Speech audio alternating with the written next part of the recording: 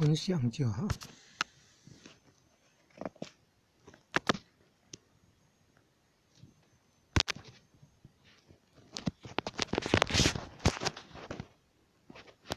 分享到 YouTube 做分享动作而已，实际上没有要送上去。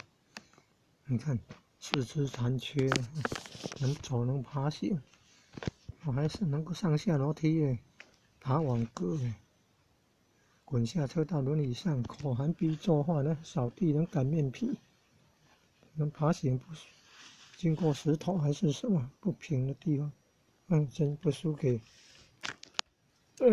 海军陆战队的天堂路训练哦。